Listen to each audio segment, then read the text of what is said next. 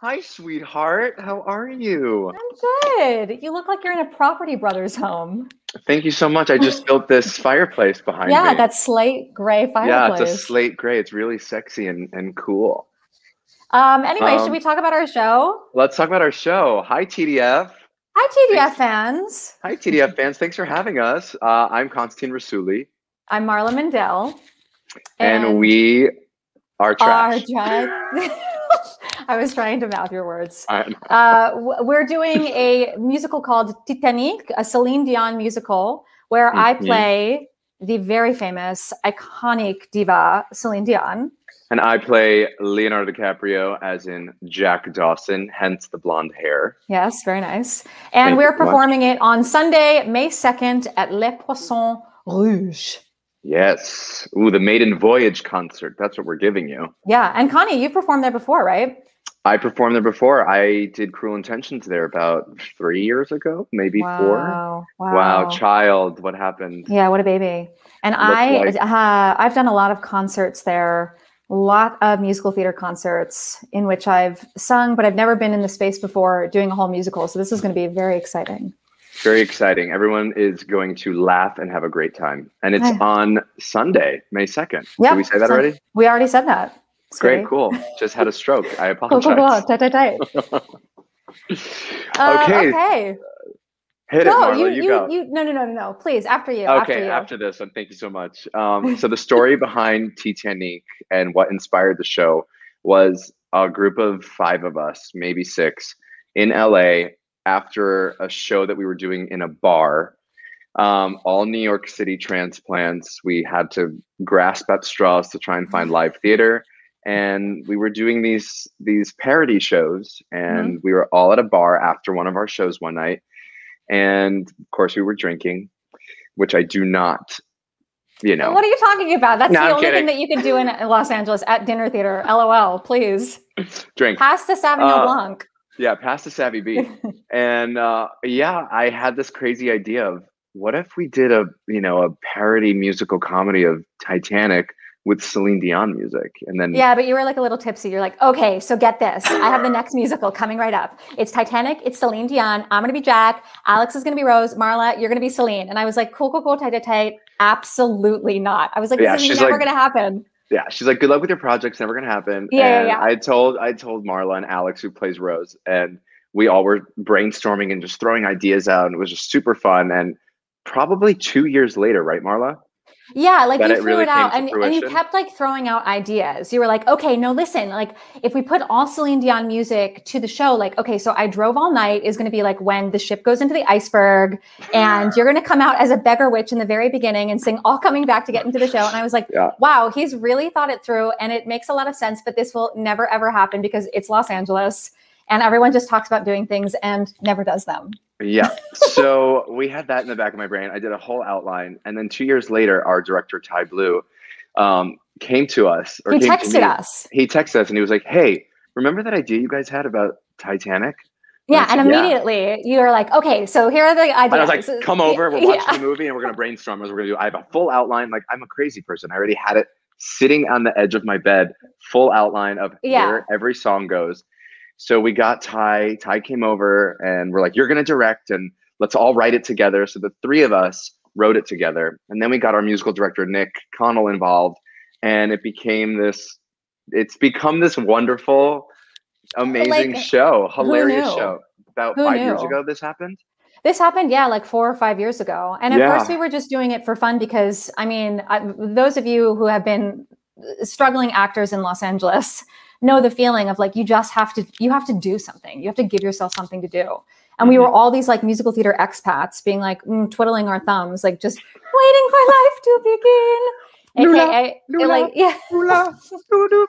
Exactly. Just like waiting for something to happen. And most of the times it doesn't. So you just have to you have to create your own opportunities. Create your own stuff, guys. Kill me. But yes, it's true. We actually did. And I said, it's time. It's time. So it just started happening. It started unraveling from there. And look where we are now. 4 years later. Coming to New York. 4 years later, coming to New York. With Broadway producers attached. And honestly, it's crazy. It's a dream. David Foster's involved, which is insane. Yeah. If you all don't know who David Foster is, he's one of the biggest music producers in the world. He wrote most of Celine Dion's songs and produced them. And married to the gorgeous Kat McPhee. Married to the gorgeous Kat McPhee. We love her. So yeah, we have them all in our back pocket. If you know what I mean. I don't want to say that we're like Lin-Manuel Miranda's, but we're not. We're not. But we're not. But we're trying. But that's the goal. That's the goal. Yeah. Okay. You want me to read this one? Okay. You previously did a concert version of the show at the Green Room 42 in 2018. How has the musical evolved since then? So Constance, well, I'll take this one. Okay. We went to New York. So we were doing the shows in Los Angeles. We were doing kind of like these one-off concerts, and they were doing really well in Los Angeles. And we were like, is this a fluke? Is this actually funny? Or is this just in our heads funny? But we were selling out in Los Angeles, and we were like, you know what?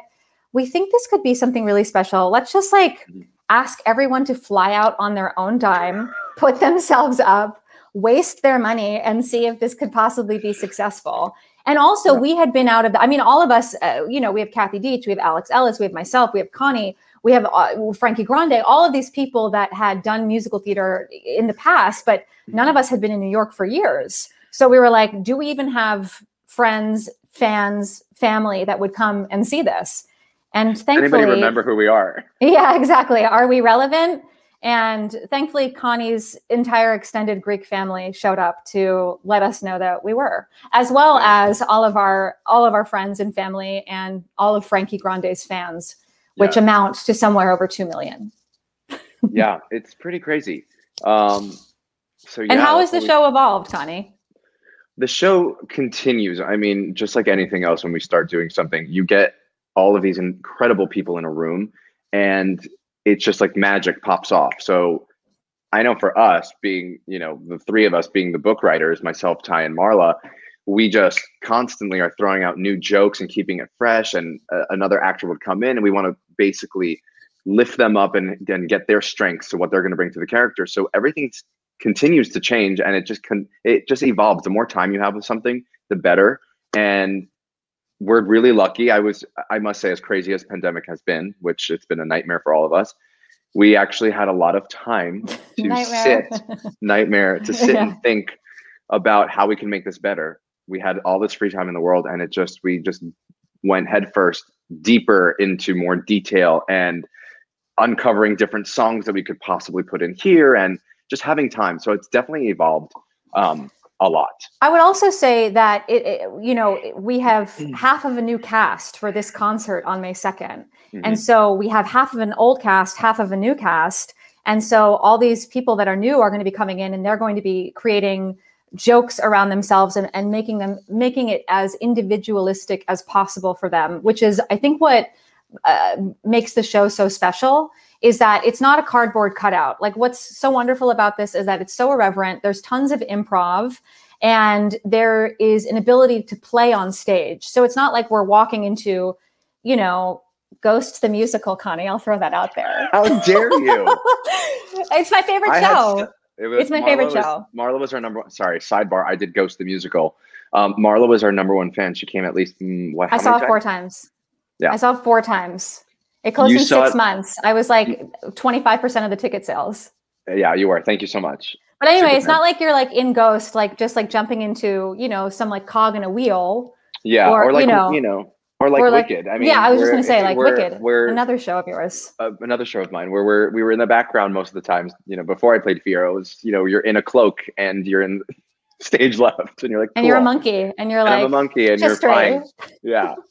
Everything's history. So this is a really small cast. It's like, 8 people in the cast. It's just us and some ensemble people. So we want to make it as free and easy and light and fun as humanly possible. And so I think it's an ensemble piece. Yeah. And so I think it's evolved in that way, in that everyone brings really their own voice and sometimes even their own jokes to the show. And that we as a creative team have been very welcoming of that. And yeah.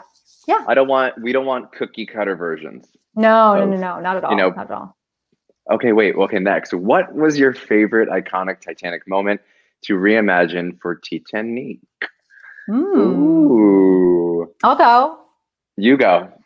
I love recreating Rose saying, "Jack, draw me like one of your French girls." And in the movie, her like perfectly exposed breast is just hanging out, which obviously that's not happening in this version.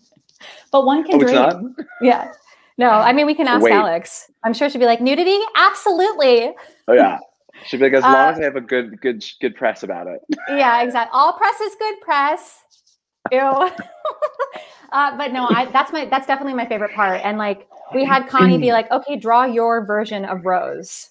And so I don't want to give anything away, but we're not giving it away. It's ridiculous. Connie is, it's ridiculous. And so that whole scene of him sketching Rose while she's like posing naked, I love that scene. And it's so iconic, and everyone remembers that from the movie. I remember being 13, being like, this is real love. It's real love. Absolutely. I mean, what would be my favorite reimagined scene? Okay, it's very reimagined. I am giving all the love and respect to what happened during the sinking of the ship. Sure, yes. Everybody who has passed, and it is a horrible thing. Yeah. But we've reimagined the way the ship sinks and how people will get on a lifeboat. And right. I'll leave it at that. And I think it's very clever and hilarious. We've reimagined the whole story. We've reimagined the whole story. So you're just going to be really surprised. You're going to hit those nostalgic, iconic moments, and then we're going to completely turn it on its head. And you're going to be shocked at how in a great way, how we did that. Are we selling the show?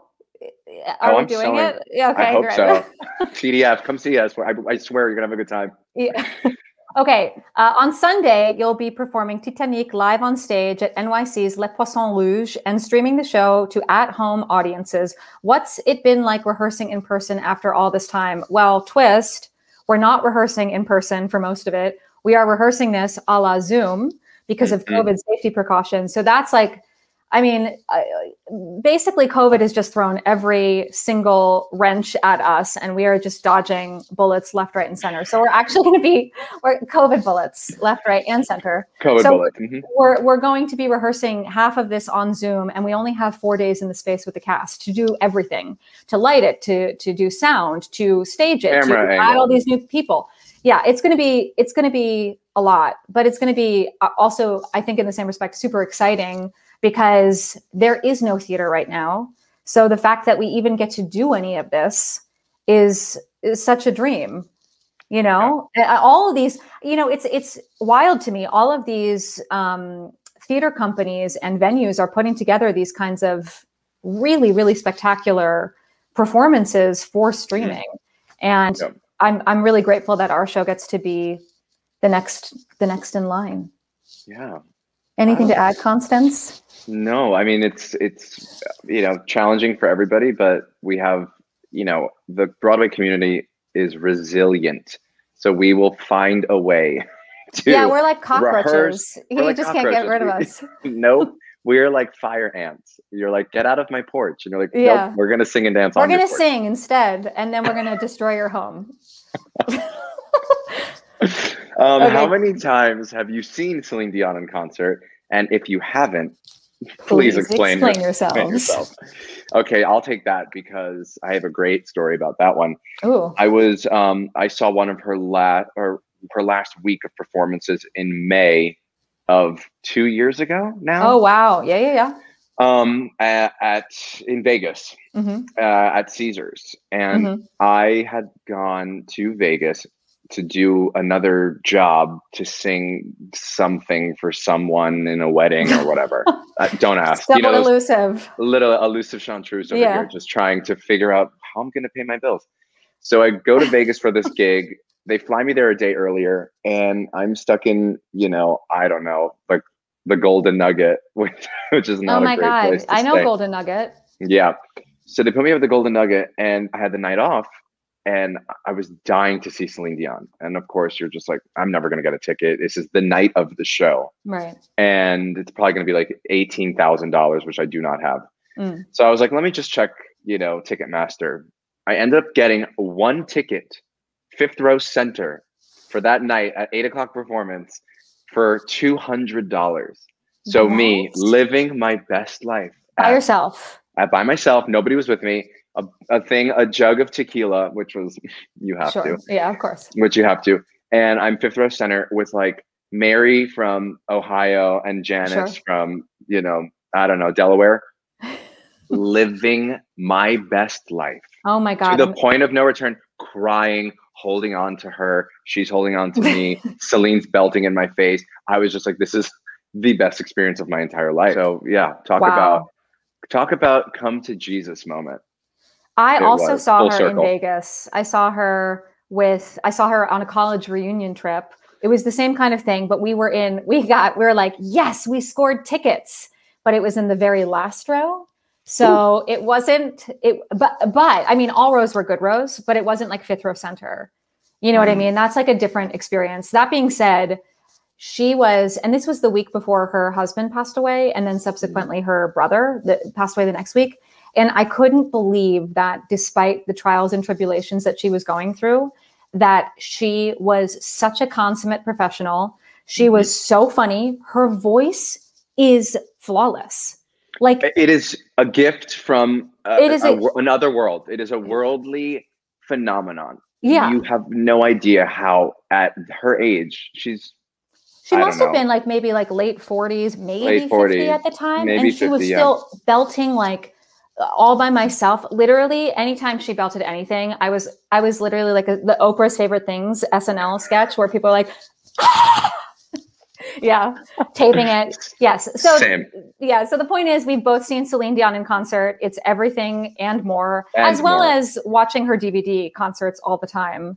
True. In college of her live at Caesars with all of the Cirque du Soleil performers. And she's like, and may I add, you guys, I'm not saying this because I am opposite Marla right now, but Marla is truly stop.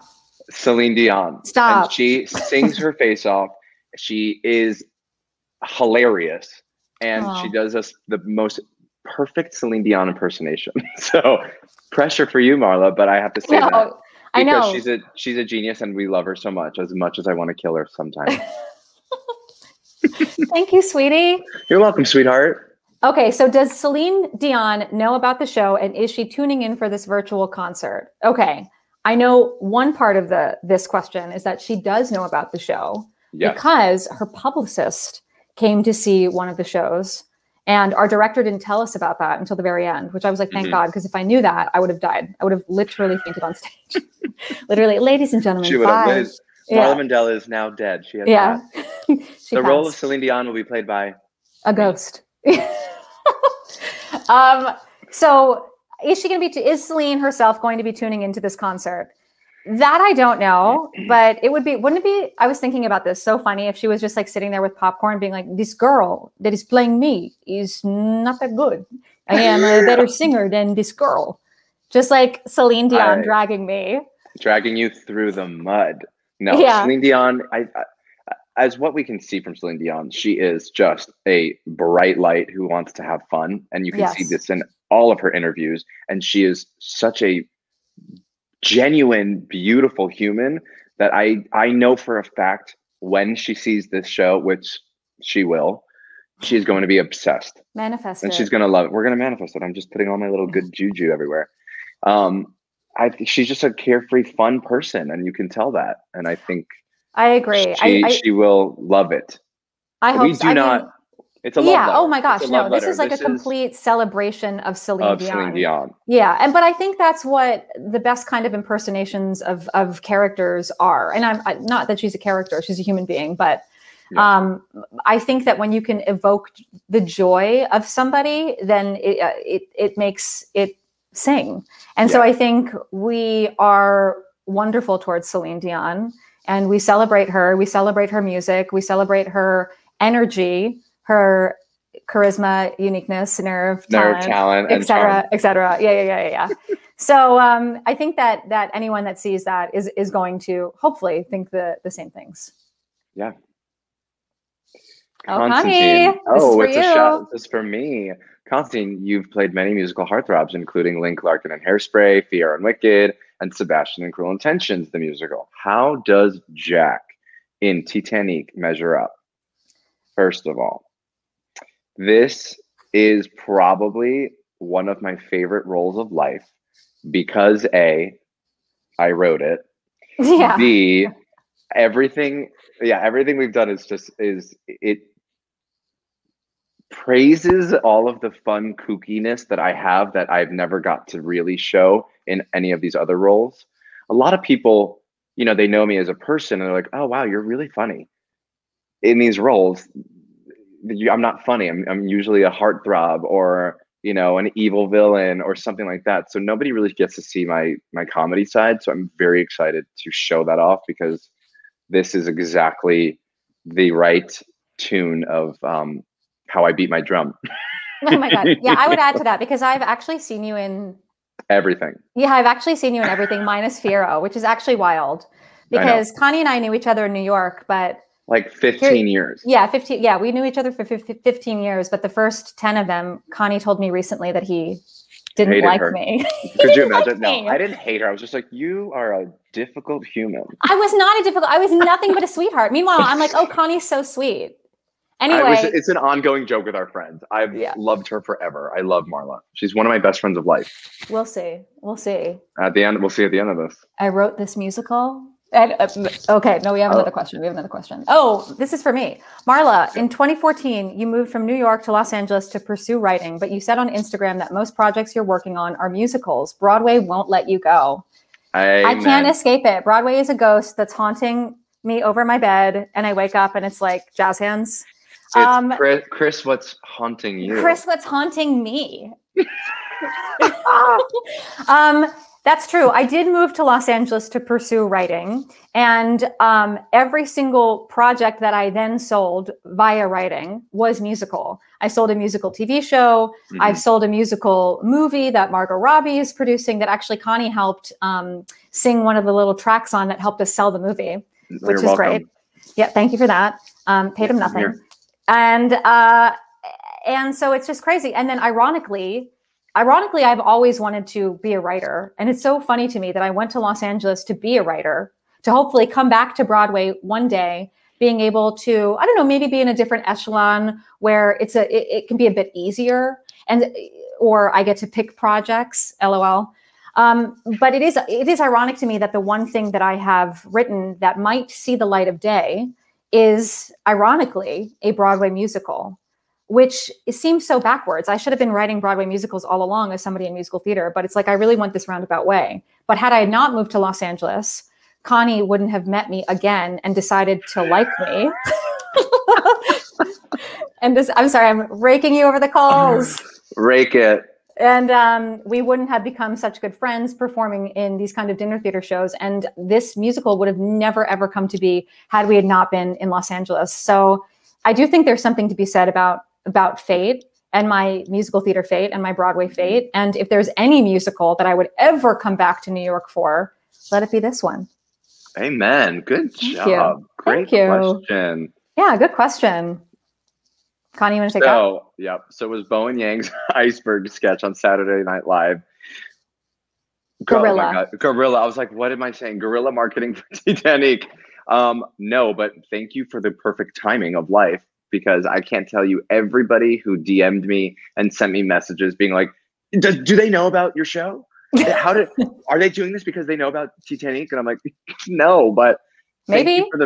Thank you for the free press / yeah, it's hilarious. And I think that's the whole point of why I think why we created this show, is because it stands a test of time, and it's so nostalgic that everybody knows the Titanic, and it's having a resurgence. And I think, and so is Celine, and I think it's just the perfect storm. And I am very, very grateful for it. And it's going to be fun. But yeah, no, I don't think he knew. No. I mean, let it be known that we personified our iceberg 4 years ago. Yes. But he also had the genius idea of doing that. And it just happened. Well, I think it was like the 100 something anniversary of the Titanic going down. And so he did that. And it was, I mean, I watched it. It was really hilarious. The big hat.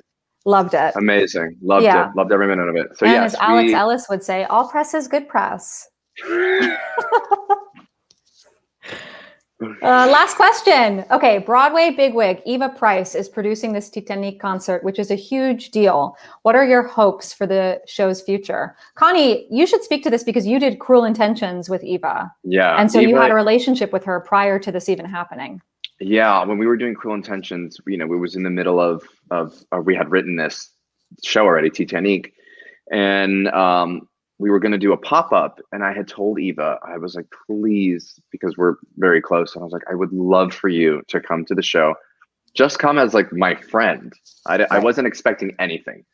And Eva, being the best, came to the show, and she wasn't expecting anything. And all of a sudden at the end of the show, she was like, how can I not be involved in this? I have to be involved with this. So it's just Eva's testament to knowing what good theater is. Thank you. Oh my God. I know, right? But no, Eva's the most wonderful human ever. I am so grateful and beyond appreciative that she has jumped on board this crazy kooky ship. She is the perfect person to lead the show. I mean, just look at her. Look at all her projects and things that she has going on. She's just a smart, powerful, beautiful human. And I am forever grateful. And I can't wait to see what happens next. I know we were supposed to sail into New York last year, and we want a future for the show. And I think we will get there. I don't think we're giving anything away by saying that there was a future for this show before the pandemic happened, like a lot of theater, and there will be a future for the show beyond the pandemic. But yes. But like all shows, we are waiting. And I think, obviously the big Broadway shows have to come back first. And hopefully, in the next 6 months to a year, you will see our little show turn into a big show. That's still little. Very big show. That's little, but it's also big. And then it's going to be bigger. Exactly. That's exactly. That's the hope. And again, let's manifest it. We're manifesting. These are my manifesting fingers. And the show we just want people to have a good time. And that's what it is. It's nostalgic. It's fun. It's carefree. You go to the theater and you forget about your life for 90 minutes. And we want to bring happiness and joy and laughter back and to Celine everyone. Dion and Celine Dion music, gut-wrenching funniness. Yeah. That's a high belting. Comedy. Yeah. It's like, we're like a Urinetown meets Xanadu meets SNL meets high belting and fun. Oh, and nostalgia. And nostalgia. Wow. Very good. Very good. Very good way of saying it. Thank you so much. Oh, thank you. Thank you. No, thank you. No, thank you, TDF. Thank you, TDF. Thank you for listening to us. See us on May 2nd. Yes. Or else. Sunday, May 2nd. Tickets you can get at titanicmusical.com. I'm sure there'll be a link. TDF, you can get everywhere. I mean, they're going to be everywhere. I'm sure there's going to be like click here or scroll down or swipe up. I hope they have like Titanic stickers as we move. I hope so. I hope that it's around. Click here and then here and here and here. Barbie hands. Actually, no. Yeah. Anyway, we hope to see you guys there. Thank you for listening, and thanks TDF. We love you. Bye.